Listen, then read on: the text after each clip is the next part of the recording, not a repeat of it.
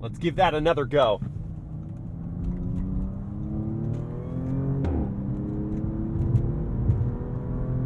Got all the power down. And what a rocket ship! Yeehaw! Hey crew, I've got the key to that 23 Audi S6. We are going to take it for a drive, but first, let's check out how it looks on the inside and outside. For 23, the updates include trim levels and packaging, and for 24, they updated the grille insert, the headlight design, and the lower front fascia at the corners. That doesn't change the soft-spoken character of the S6 though. With this design package, the grille insert and 4 Audi rings are blacked out. With the Prestige package, we get the HD Matrix LED headlights with LED DRLs and turn signals. Those are above functional heat exchanger vents at the corners. This one is painted in Aviator Grey Pearl with that nice metallic flake on the paint surface.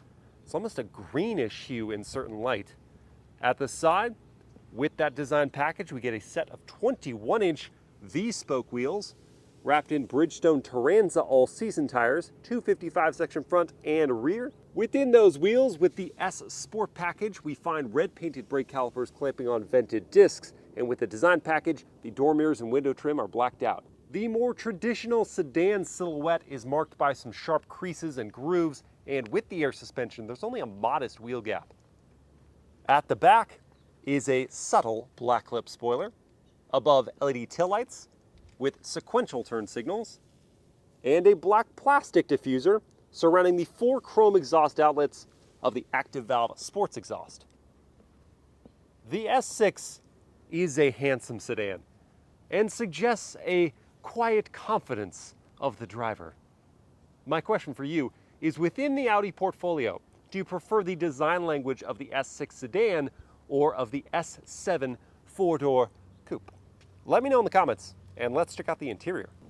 Opening up and looking inside at this Black Valcona Leather interior with red contrast stitching on the rear heated seats. On the doors, there's leather up top. With the Prestige package, you get manual sunshades. There's this carbon fiber woven trim, suede insert, leather padding for your armrest with more red stitching, injection molding down low, and an upgraded Bang & Olufsen 3D surround sound system, one-touch up-down windows, and the rear and front windows are both dual pane glass on Prestige trims. Stepping in behind my own seat at 6 feet tall, I've got good knee room. This piece is hard plastic, and this netted map pocket starts to sag really quickly. The foot pockets are decent, and thigh support is as well. Headroom, also solid. Head clears the roof with my head back on that headrest, so that gets the thumbs up from me. In the middle are air vents above a 4-zone climate control system with 2 USB-Cs and a DC outlet. The drive shaft dump is pretty large, and the pass-through is very narrow, so it's sure to get into the middle seat. And then here, my head is just resting gently against the roof, so you could fit 3 full-size adults, but not for a long trip. If you don't have a middle passenger, then an armrest comes down with deploying cup holders. Ooh, very nice. And some storage. Let's check out the front. There's no need to slam the doors closed because this model has the soft close feature, but let's listen for the build quality. Oh, so very solid. The rear and front doors both have smart keyless entry. The front seats add S logos to the back and greater bolstering. They're heated but not ventilated, which is kind of a surprise. Multi-way power adjustments are here. You get a manual thigh extension. There is a sunroof, though not a Pane sunroof. There are aluminum accented foot pedals and tread plates. The front doors add 2 positions of memory for the driver's seat, power adjusting and power folding door mirrors, and a power trunk release. Inside, we find 14 cubic feet of space. It's a sizable trunk. If you need more room, you can fold down the rear seats 40-20-40, but not from back here. You have to go open up the rear doors, pull on the latches, and then lower them. The trunk lid has both power close and lock. Hopping in the driver's seat, soft closing my door, and finding a heated leather-wrapped flat bottom wheel with the design package, and it's not overly thick, so it's perfect in the hands. Aluminum paddles in the back, Not that large, but they feel solid. We've got controls on the wheel for the reconfigurable digital gauge cluster. There is a head-up display with prestige along with stitched leather up on the dashboard. Above, more carbon fiber trim, lots of gloss black. This Quattro badge illuminates and changes with the ambient lighting. There is a 10-inch touchscreen with haptic feedback. It's very responsive and easy to use with wireless Apple CarPlay and Android Auto. Below that is a secondary 8-inch screen dedicated to climate controls and shortcuts. There's a volume knob / tuner, perforated leather topping your gear selector, lots more gloss black, and up there I don't mind it because it just collects dust, but here it scratches easily and shows that wear. We've got 2 cup holders and a DC outlet, leather topping your console where there's very little storage inside. You get wireless smartphone charging with this trim and 2 USB-C ports. Visibility is excellent. Count on a sedan design for that, and there is standard blind spot monitoring with rear cross traffic. This interior perfectly matches the premium look and feel of the exterior, though for 91,000 as tested, it does so without a couple flourishes I feel like it should have. Now let's take the Audi S6 for a drive.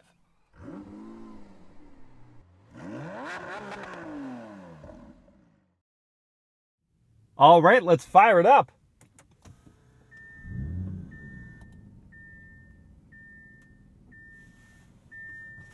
Vroom goes the V6 on startup, and sometimes you get a little welcome chime, but all the time I'm going to welcome you. Hello cabin crew, thank you for joining me for this drive in the 23 Audi S6. We're going to start our drive with a selection of our drive mode, done here with yet another haptic feedback icon thing that I wish was a physical button or dial, because it can be distracting taking your eyes off the road to then find these little arrows and either then work up or down through them, or going on the upper screen and selecting your mode. We've got comfort, auto, dynamic, and individual. Individual being a customizable mode. We are going to start out in the auto mode.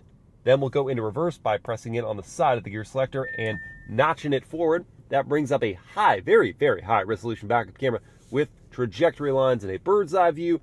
You have a variety of other angles to choose from, wide angles, front and rear and overhead projection, wheel views, front and rear, and even a 3D model that you can scan around and admire yourself. Look at that. All right, we'll go back to the rear view and the wide angle rear view so you can see around the cars that are right next to you in parking spaces or people that are moving very slowly.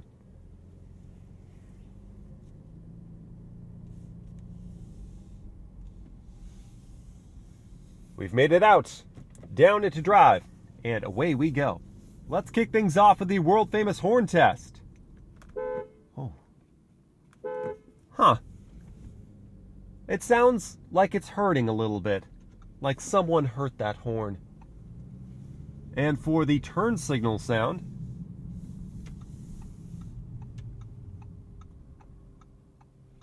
well, that just sounds premium. It's a quality turn signal note. Powertrain in the Audi S6 is a twin-turbocharged 2.9-liter V6. It's shared with the S7 and the Audi RS5. Here it makes 444 horsepower and 443 pound-feet of torque. They couldn't find that extra 1 pound-feet of torque just to bring it 444, 444. Come on, Audi. It's routed through an 8-speed torque converter automatic and sent to a variable all-wheel drive system. Now, in this auto drive mode, the throttle response is right there in the middle of not being too lazy, but not being overzealous. And because peak torque comes in nice and early, you never really find yourself outside the range of plenty of go fast. This Audi S6 has it. And this 8-speed automatic gearbox works between those gears in a gentle, unnoticeable way. Except for in certain conditions. So when you're at a stoplight and you're just getting onto the throttle, the neutral to first gear transition is a little clunky and kind of surprising for a torque converter. You'd expect that out of a dual clutch, but not this type of transmission, not this design. That is the only time that it's noticeable in the gear change. And already the smoothness of this drive is relaxing me. We have a set of adaptive dampers with air springs, and the ride compliance over undulations in the road surface is right about as good as my magnetic ride control Cadillac CT5V Blackwing, which is high praise because that's like my benchmark for a good, smooth sedan. The only conditions in which the ride in the S6 isn't as agreeable is when you go over a harsh bump, like a pothole, something of that nature, because you not only feel the impact, but you definitely hear it, and that sort of breaks you from your moment of zen in a way that is not ideal in a luxury vehicle. I'm going to try out the turning radius now. Wheel fully cranked. And look at that. Just a seriously tight, impressive turning circle thanks to the rear wheel steering system that comes with the S Sport package. The seat comfort is it's middling because we have these ergonomic chairs. They support my body well. I like the thigh support. I like the adjustability of them and of this tilt and telescoping steering wheel. But I wish there was better cushioning. The padding is firmer, so you might have some numbness in your bumness after a while behind the wheel. As we move into the comfort drive mode, just as a comparison, throttle response does dull, doesn't ever disappear, just calms down even more.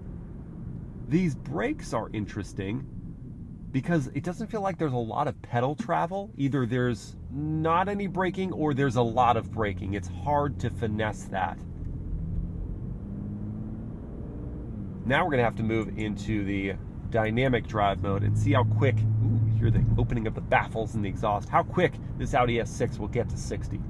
For that real-world demonstration from the dynamic drive mode, which also puts us in the sport transmission setting, all we have to do is hit the traction control button once to put us into sport traction. This will enable launch control. Yes, the S6 has launch control, where you hold the brake, pin the throttle, then let go of the brake after you build up the revs. Here we go, holding, building, getting ready, and letting go.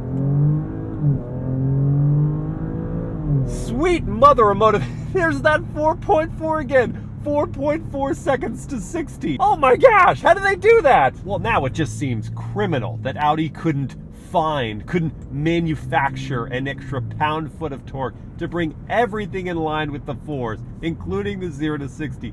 4.4. I will admit though, independent tests have seen 0 to 60 as quick as 4.1 seconds in the Audi S6, but we're not going to say that out loud because force is the way this vehicle goes, and force is the way it feels when you put your foot all the way down. G-force, that is, and G-force under braking because that's a red light. Give it to me again. Snarl!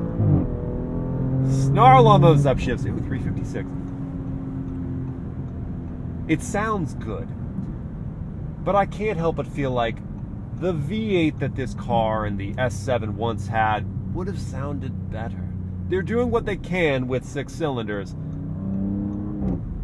and the character of this sports exhaust is commendable, but it can't hold a card. Can't hold a card to the V8.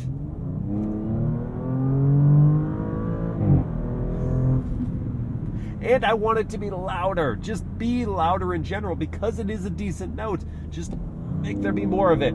It does not seem to need more thrust though. Good heavens. Oh, this is a quick sedan. And let's try manual mode as well. So moving that over, utilizing these paddles, which are not that big, but ooh, they prompt quick shifts. We go out to red line. No, it's going to auto upshift for me. So I've got to pull the paddle early to maintain manual control. Otherwise, it's gonna upshift, and that's a shame. Oh, nice. It's burbling.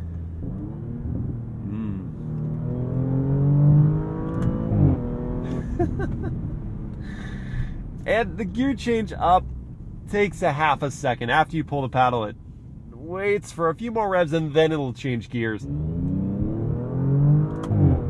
Hear those turbos spooling, and feel that potency.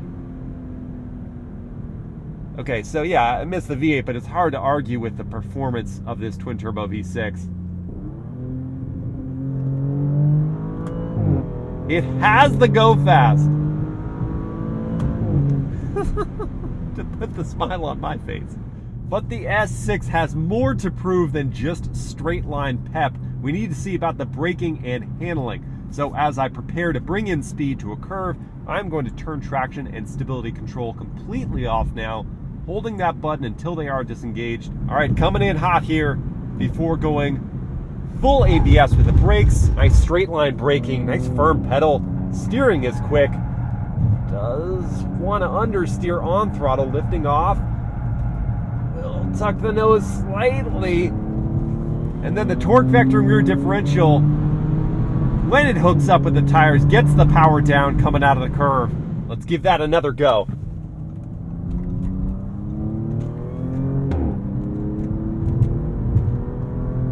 Got all the power down. And what a rocket ship! Yeehaw! All right then, let's debrief a bit on how the S6 performed. Starting with the braking, really firm pedal feel gave me that confidence in the stopping, and there wasn't any squirming that happened. It was very stable. The stopping distance itself was a little longer than I expected, but I'll talk into why I think that was in just a second. The steering, super quick, like instant turn in. It was very light.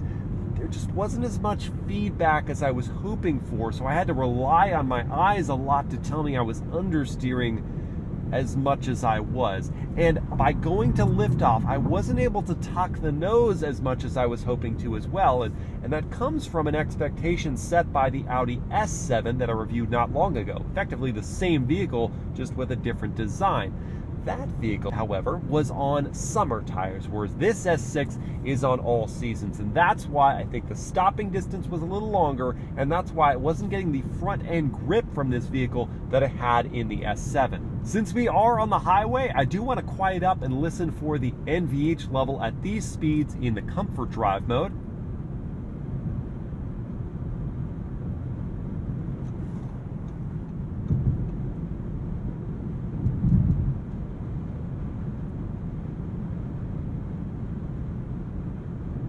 On this smooth bit of tarmac, we don't hear much in the way of tire noise, and the dual pane acoustic glass is cutting that wind noise well.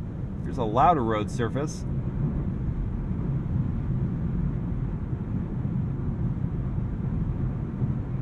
Still an agreeable volume level. Try to hover over some of these lane markings for a second.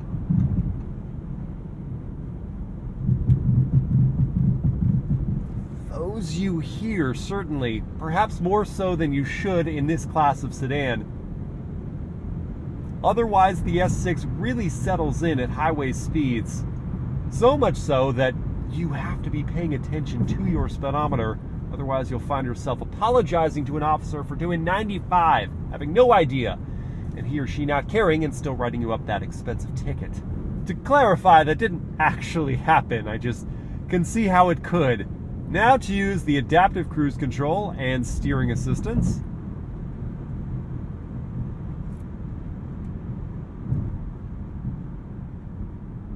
Takes the curve of that road very well, staying in the center of the lane, then slowing us to maintain a certain following distance.